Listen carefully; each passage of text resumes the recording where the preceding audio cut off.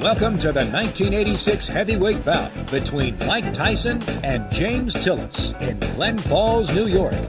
Let's now join our ringside announcers. And now, here comes 19-year-old Mike Tyson as he emerges from his locker room and comes toward the ring. You will note one of the characteristics which sets Tyson apart. He wears no robes. He wears no socks with his boxing shoes. He says that makes him feel more like a warrior, more like a gladiator as he entered the ring. He'll be 20 years old on June 30, can eclipse Floyd Patterson as the youngest heavyweight champion of all time if he wins the title anytime before May 5, 1988. And there is already discussion behind the scenes in boxing of a possible match between Tyson and WBC heavyweight champ Trevor Berbick as early as December of this year. But first, he must get by this fight against James Quick Tillis, and we'll be back for round one right after this. Back in Glens Falls, New York, as you look at the tale of the tape between these two heavyweights, the significant stat there, both fighters entered the ring somewhat lighter than in their more recent appearances. Tyson, in his last fight against Steve Zowski, was over 220 pounds, today at 215. And Tillis, in his most recent bout with Terrell Biggs on January 25, fought at over 214 pounds. Today he is 207 3/4. The referee is Joe Cortez. There are 3 judges who will score the fight on the round system with supplemental point scoring in case of a draw. 3 knockdown rule is in effect. No standing 8 count. The mandatory 8 count is in effect. Tyson in the black trunks and James Quick Tillis in the white. Customarily, Mike Tyson does not feel his opponents out in round 1. He tries to take them out. He tried to take Quick Tillis out with that first punch he threw, and Tillis showed why he may be a little bit different. He moved right out of the way of it, and Mike missed by quite a bit. The key to the fight will be Tyson cutting off the ring and pinning Tillis in corners and on the ropes like he did right there. Quick Tillis is 7 pounds lighter than when he fought Terrell Biggs. That would indicate, the look of him would indicate he's in much better condition. I think the postponement allowed him to get in better condition, will allow him to move more. The question is, how long can he move? His record is he's dangerous early, Jim. Can hurt you with either hand early in a fight, but has always faded and tired badly.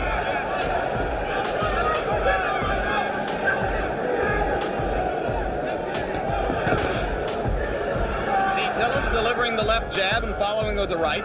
He is not running away from Tyson, and Tyson goes to work on the body.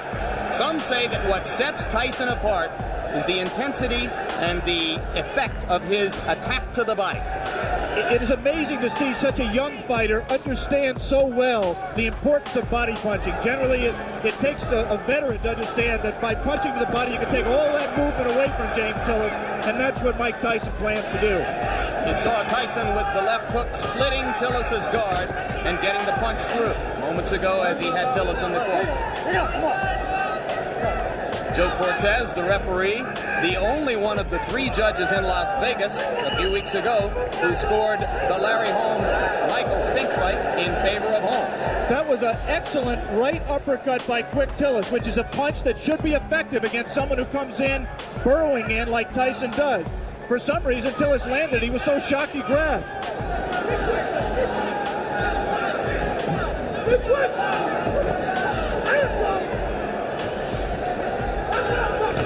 Quick Tillis cannot, in my opinion, win a decision in this fight, Jim. He has to try to take Tyson out while he's fresh.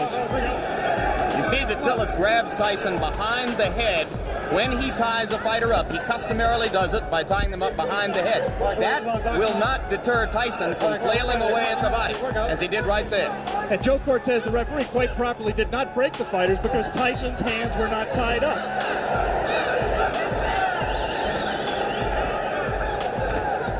Again, the right uppercut just missed that time by Tillis.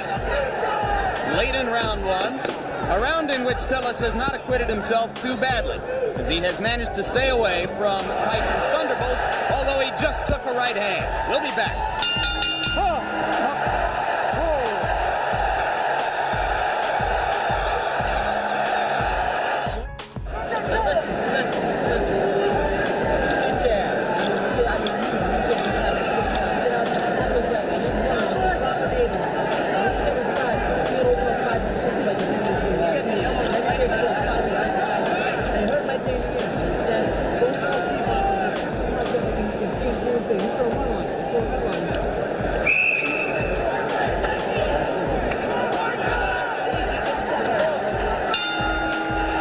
back for round two, and you hear the bell. As you saw before we went away, Tyson did land one punch after the bell had sounded to end round one. Most people in boxing, if they're looking for a way to beat Mike Tyson, believe it will be done by a fighter who is able to move and punch effectively on the move, as Henry Tillman did in winning 2 fights from Tyson in the Olympic trials as amateurs. All right, bring out clean punch. Tyson just landed 2 solid left hands. The difference, obviously, is here Mike Tyson has 10 rounds to wear down his opponent. He had to go all out to 3 rounds amateur limit. Lost to Tillman in the Olympic trial. Right hand lands flush on the cheek of Quick Tillis, but that was an extended right hand. He was not in close enough to do maximum damage. Yeah, but he's not letting go of Mike Tyson. He might be shaking his hand, which generally means that he was hurt by the punch, even though it was, as you say, extended.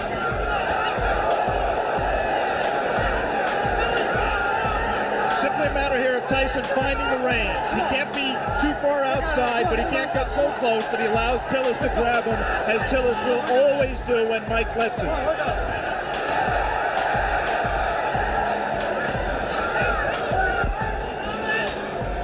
Tyson can be hit. He was openly disappointed with the number of times that Steve Zowski landed on him in his last fight. Any custom auto-trained fighter prides himself on his defense, and Mike really was disappointed that Zowski hit him with some right hands, really silly right hands that he should not have been hit with. It was just a loss of concentration. The right hand by Tillis was blocked there. A jab by Mike Tyson, a rare punch for him in his first 19 fights. A punch that he is smart enough to know that he's going to need if he's going to move up to world-class competition. He's been using it more in training and says he will see a lot more of it in this fight. He just tried it there until Tillis knocked down 2 of them.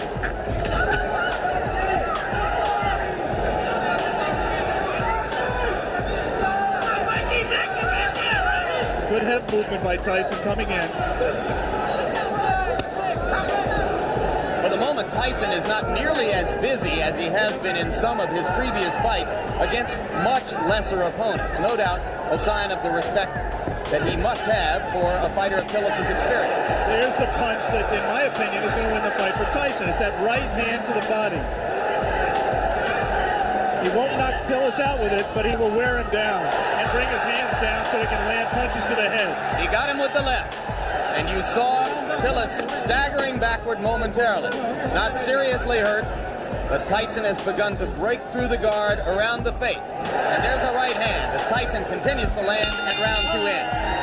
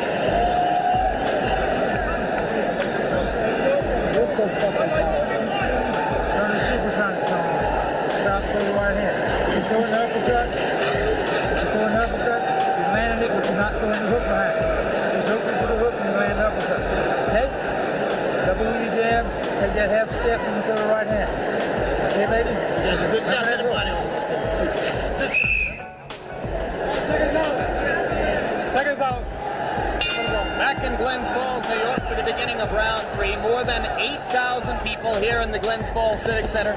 Almost all of them rooting for the fighter that Upper New York State thinks of as its own Mike Tyson.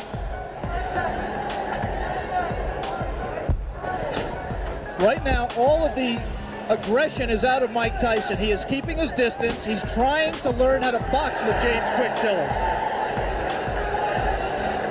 It is not, or has not been to date, his fight. So if Quick Tillis has done nothing else, at the present time, he's taken Mike Tyson out of his game plan. Tillis tying Tyson's left arm up there. Tillis' trainer and co-manager Bo Williford said that he had been working with him for the last 6 weeks, tying up Tyson's arms. At that time, Tyson got the left hand through again after ducking a Tillis punch. Just one punch from Mike, and that's not typical. He has to put punches together when he gets inside. Keep busy. Outstrength Tillis on the inside and let his hands go. He is being considerably more careful than in his previous 19 appearances. Remember against Jesse Ferguson, look at the hand speed by Tyson. That's one of the things that's astonishing, to see a man of this size and this build with such quick hands. We'd like to alert our local stations along the line that we'll be taking a station break right here at the end of this round, round 3.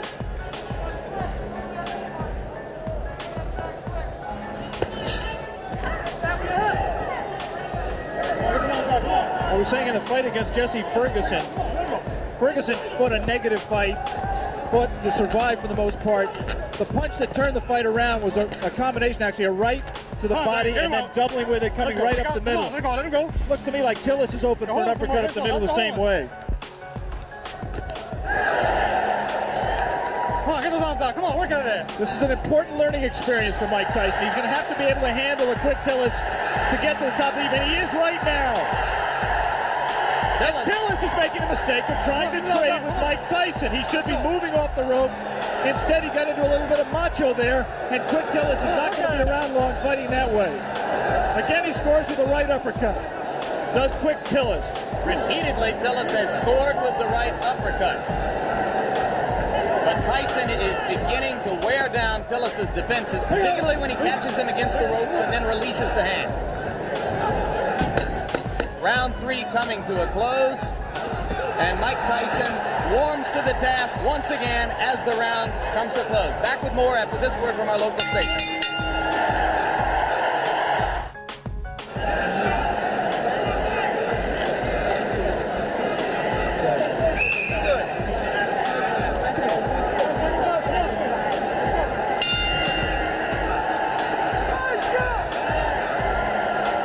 Beginning of round 4, Jim Lampley with Alex Wallow in Glens Falls, New York. If you are scoring in rounds, as they do here in New York State, I had the first round even and have given rounds 2 and 3 to Mike Tyson. Right hand lands on the point of the chin, but he didn't get all of it. And a good left hook by James Tillis. And again, inexplicably, Quick Tillis grabs after he scores the best punch he scored in a couple of rounds. He should put punches together, punch in combination, and he might give Mike Tyson more trouble than he wants. He also can't lunge in with that left hook like that because he's going to get caught. And having felt what Tillis has to offer in the way of the uppercut and that one left hook which scored, Tyson now appears to be a little less shy about stepping up inside. Tillis is landing punches. He's landing hard punches, and interestingly, Mike Tyson is taking them. I mean, he doesn't want to get hit with them, but one of the questions about him, as it is with all developing fighters, is can he take a punch? Quick Tillis has had people like Carl Williams on the deck twice, Greg Page on the deck, Marvis Fraser hurt. He can punch when he's fresh like this. Switches left-handed. Tillis is a converted southpaw. Punches hardest with his left hook. Fought as an amateur. Fought as a southpaw as an amateur. Turned around in the middle of his amateur career.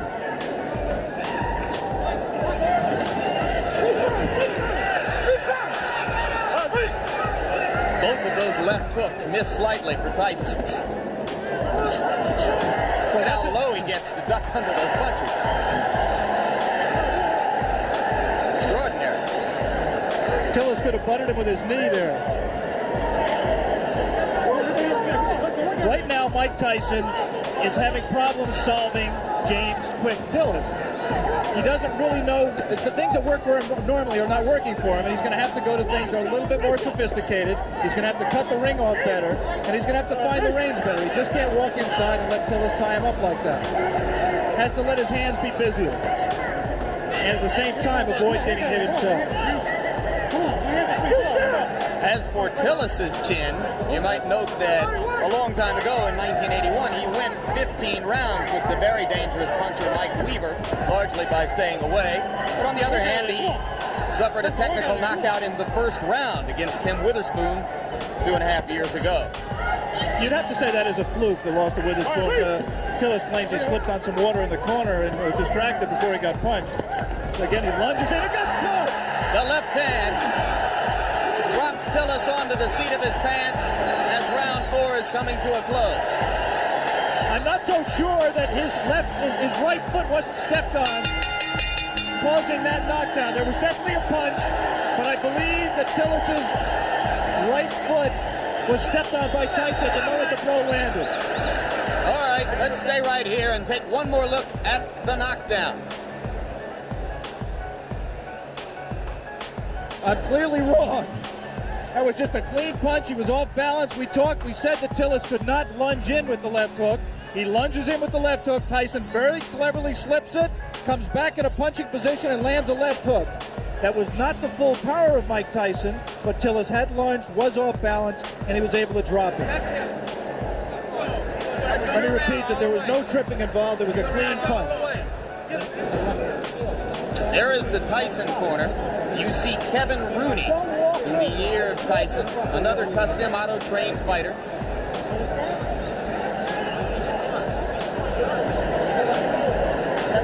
The longest Tyson bout was the fight against Jesse Ferguson. A TKO at 1 minute 19 seconds of the 6th round. Now round 5 begins here in Glens Falls.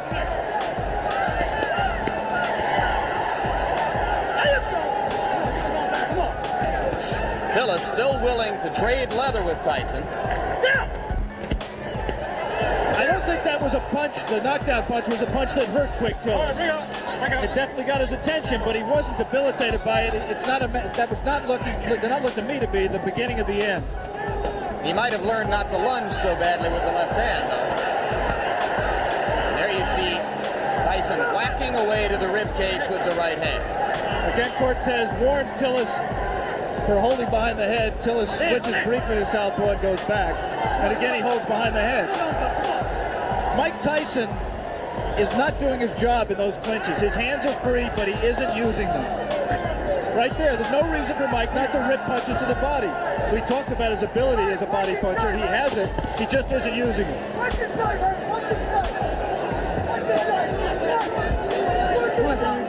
All right, bring it up. Let's go, step back. Tillis turns away for a moment to spit, but so far he does not look hurt, as Alex pointed out. Looks rather fresh. Has had a tendency in the past to tire.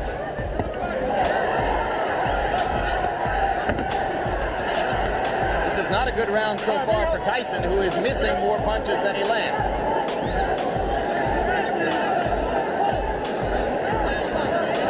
And again, not busy in the clinch. That's frankly astonishing because the opportunity is there for him to do a lot of damage.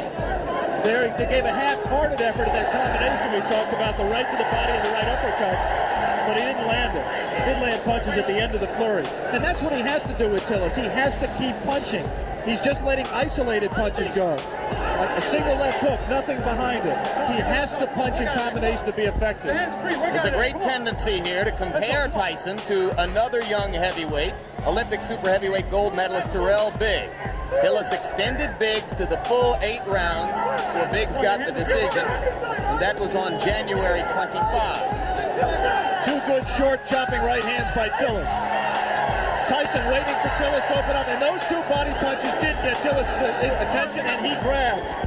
Just the grimace on his face alone, I think, indicates that Quick Tillis was hurt by those 2 body punches. And the right hand got through the guard onto the cheek of Tillis, who looks a little the worse for wear now in the last minute of round 5. So after a slow first minute and a half in this round, Mike Tyson has reapplied the pressure. And if he's shown you one thing today, it is that he knows how to close out a round and leave an impression in the minds of the judges. We'll be back right after this.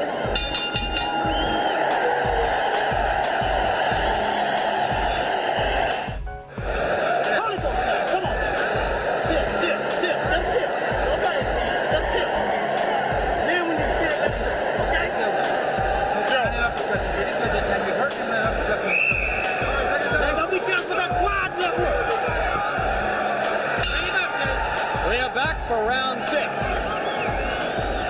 And it's a piece of trivia at best, but now Tillis has an opportunity to go farther with Tyson than any of his previous opponents if he can last past 119 of this round. Well, I think if Mike continues to fight this way, Tillis has the chance to break the knockout string. He's got to be busier. Tillis does have a tendency to tire very badly in late rounds. He was exhausted at the end of his 8-round fight with Tyrell Biggs, and this is a 10-round fight. But Mike Tyson has to throw punches that mean something and throw them in combination. Those are just arm punches. There's nothing on those punches. Just count the number of effective punches that Mike is letting go. And they're very few. Let's go. He's just trailing Tillis around the ring. Not cutting it off effectively. Come on, work on it. Come on, work on it. Allowing himself to get tied up, accepting clinches. Now the crowd begins to implore Tyson to give them something a little bit more exciting than what he has demonstrated here. And now it becomes clear that Tillis will last longer than anyone else has, as we have just passed the point at which Jesse Ferguson was bid to stop by Luis Rivera in Troy, New York, a couple of months ago. That punch missed, despite the crowd reaction.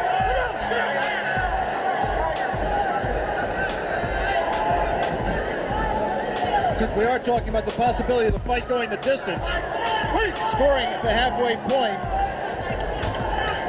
I've given Tyson 3 rounds, Tillis 1 round, and 1 round even. I did not score the 4th round, which is the round in which a knockdown, a 10-8 round for Tyson. I only gave it a 10-9 round for Tyson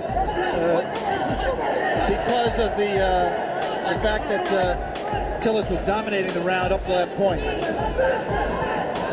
The point system is, of course, supplemental only. The round system stands up unless there is a draw. Personally, Alex, I have it 4-0-1 for Tyson. I've not given Tillis a round. There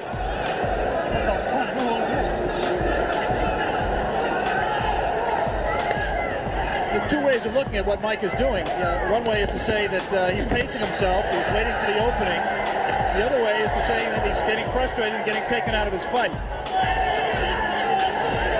There was moments ago a brief combination to the body of the kind of rapid-fire punching that you expect from Tyson, but that was one of a very few times, perhaps the only time in the bout when we've seen it. But again, he comes on at the end of the round. We are all the way through round 6. Mike Tyson and James Tillis will be back. We're back, and for the first time in a professional career which began 13 months ago, Mike Tyson enters round 7. Another heavyweight. Tyson with the lead in the fight to this point over James Quick Tillis, but fighting a curiously docile fight so far. Not nearly as busy or as aggressive as we've seen him in his 19 previous outings, which resulted in 19 knockouts. He almost looks right here like he's waiting for Tillis to make the fight, to come to him. In case you've just joined us, it is Tillis, the fighting cowboy from Tulsa, Oklahoma, in the white trunks, Tyson in the black. Tyson co-managed by Jim Jacobs and Bill Caton. Tillis co-managed by Bo Williford and Gary Bentley.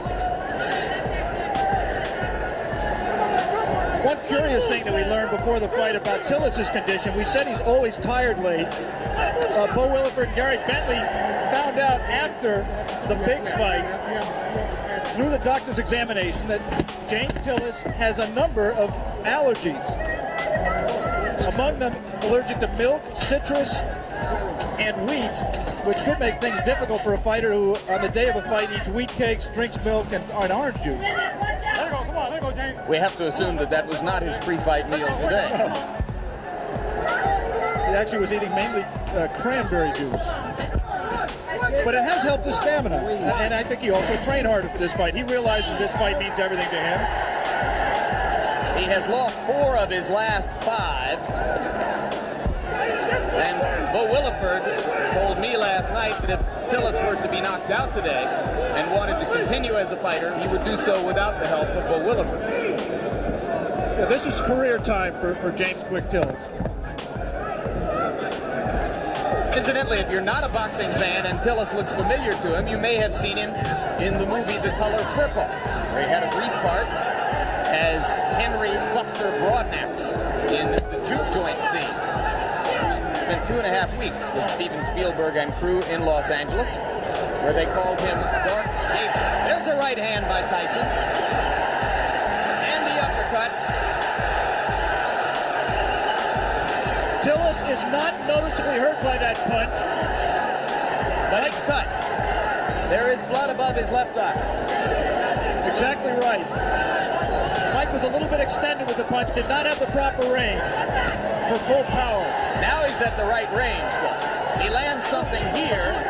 This is where he can be effective. Again, not punching in the body when Tillis grabs him behind the head. Tillis landed a left, didn't seem to faze Tyson at all. We will stay here between rounds, as it is Tillis who tries to flurry at the end of round 7, with the blood now seeping out from an apparent cut above the left eye. Bill Nunnery does the cuts for, well, actually, Bo Williford is doing the cut himself right now. Dr. In looking at it. As we look at Tyson's corner, the action is in the opposite corner, right there where they're working on James Quick Tillis' left eye. Let's take a look back at the action from round number 7.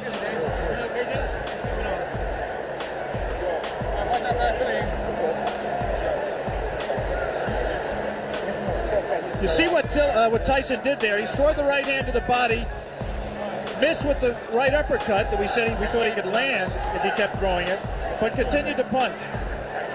And eventually that will pay dividends. He has to continue to back up Tillis and continue to cut the ring off on him to be able to score effectively. I want to give James Quick Tillis credit.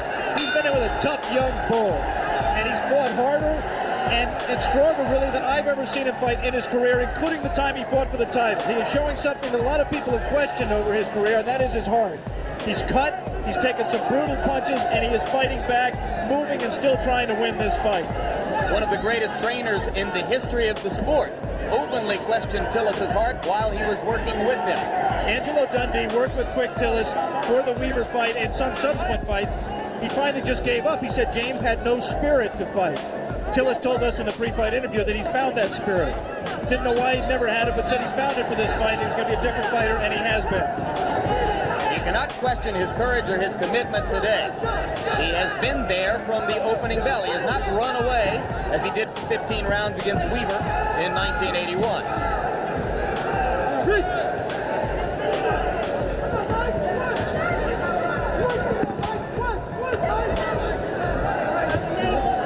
Tyson looped that right hand, and you have to wonder if perhaps Tyson is getting a bit anxious.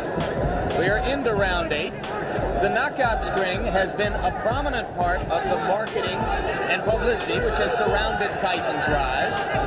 It won't be quite the same if he's 20-0 with 19 knockouts. There's no question that up till now, if the fight continues this way and goes to a decision, Tyson, in my opinion, will win the decision, but the Mike Tyson mystique will suffer. He has not scored a knockout. He has not really hurt Quick Tillis, even though he has knocked him down and cut him. And he's let Tillis stay in the fight when other fighters, such as Tyrell Biggs, really had Tillis out of the fight and in more trouble. In fairness to Tyson, we should repeat, Tillis appears to be in much better condition for this fight. Could that, in fact, Alex, be good for Mike Tyson? Yeah, I think that ultimately you're exactly right, Jim. This kind of a fight is absolutely essential to his learning experience.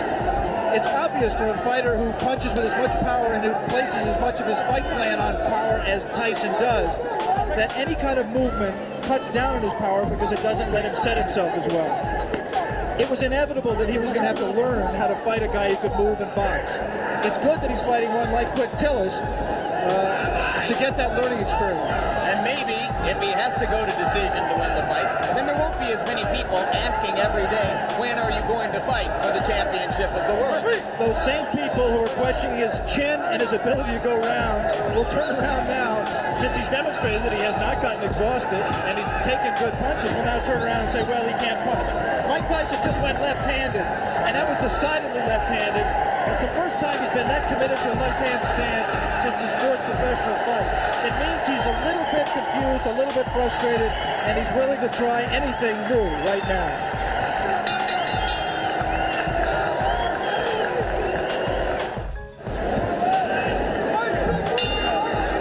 We are back in Glens Falls, New York. James Tillis enters round 9 with 19-year-old knockout phenomenon Mike Tyson. And in Tyson's corner between rounds, trainer Kevin Rooney was imploring him to keep punching, not to stop punching, particularly in the clinches. Come on, come on, work out of it, guys. Come on. Which is exactly what Mike just did. He was in tight, his hands were free, and he did not punch.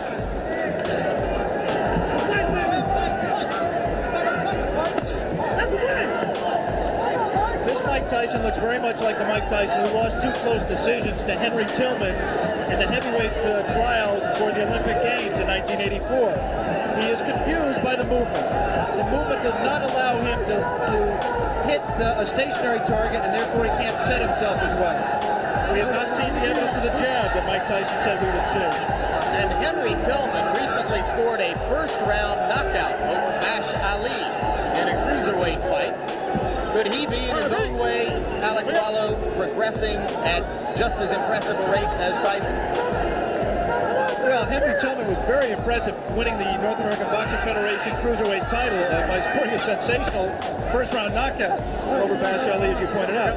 It's difficult to judge because, first of all, I haven't seen all of Henry Tillman's fights, and second of all, he hasn't fought in the same division as Mike. He's been fighting as a cruiserweight. There's not as much talent down there. It's difficult to say. I was very impressed with Tillman against Bash Ali.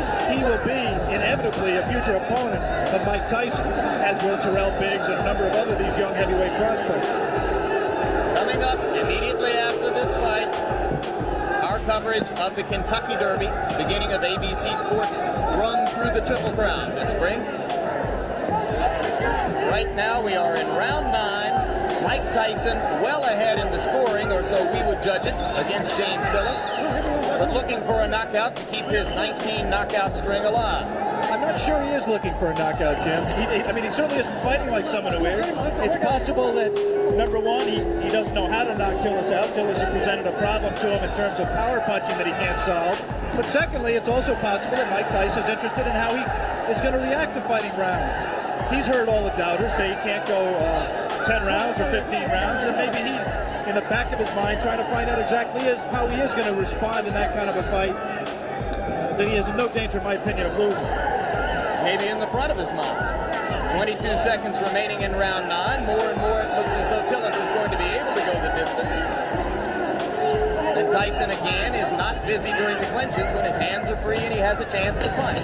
Landed a right hand on Tillis' nose, but again from a long enough distance that it didn't damage Tillis. We have gotten to the end of round 9. We'll be back for the closer after this.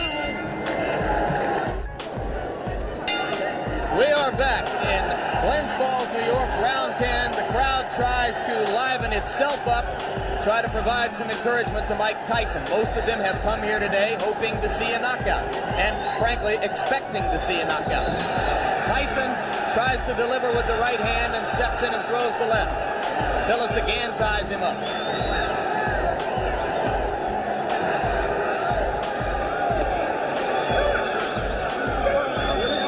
James Tillis is still a dangerous fighter. This is the most power and zip he's had in his punches at this late stage in a fight that I can ever remember. Tyson knows it, and I just don't think he's going to take any unnecessary chances. You can be sure he wants to keep the knockout string alive. But he also is just not going to take any unnecessary chances. He wants to win a decision, win a fight. He'll be 20-0, still undefeated, and in his mind, I think, still well on his way to a heavyweight championship. Will Tillis have revived his career somewhat, even with a loss, if he stands up? Well, this certainly is a respectable showing, and there certainly will be notoriety to the man who broke Mike Tyson's knockout string, especially if Mike resumes the knockout string after this fight. Always difficult to know why a crowd is booing. You can't psychoanalyze 8,000 people. I think it's possible that they're disappointed in Mike's performance. They came here wanting to see him do what he's done in his previous 19 fights, and he doesn't appear at this point to be going all out to satisfy them. Landed the left hand, but Tillis stood right there. Cut is no longer a problem. It has been effectively stopped. Tillis comes straight in.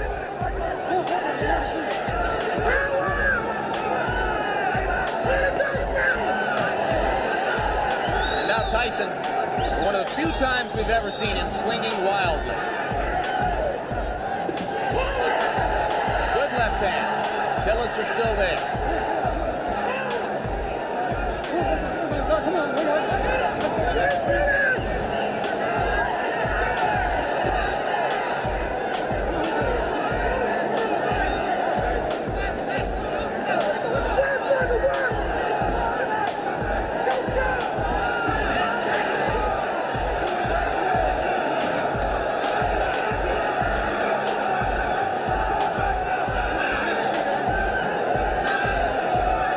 There will be very little doubt about the decision here. The scoring might be slightly different in Tulsa, Oklahoma. Tillis continues to give a good account of himself. And backs Mike Tyson up onto the ropes, which is a first. A little of Tyson's own medicine. It will be interesting to see how Mike reacts to this. Closing with a flurry. The bell is going to sound.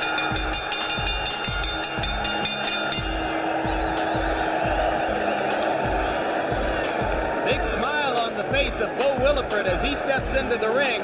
I think he's quite proud, win or lose, of James Tillis.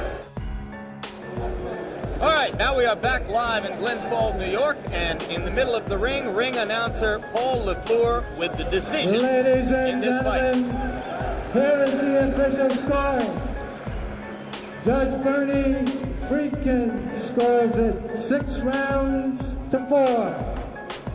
Judge Allen scores it 6 rounds to 4. Judge Tony Moret scores it 8 rounds to 2. The winner by the unanimous decision is still undefeated, Mike Tyson.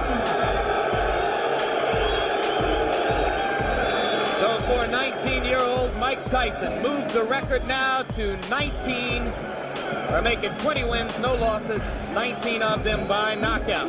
I'm Jim Lampley along with Alex Wallow, saying so long for now from Glens Falls, New York.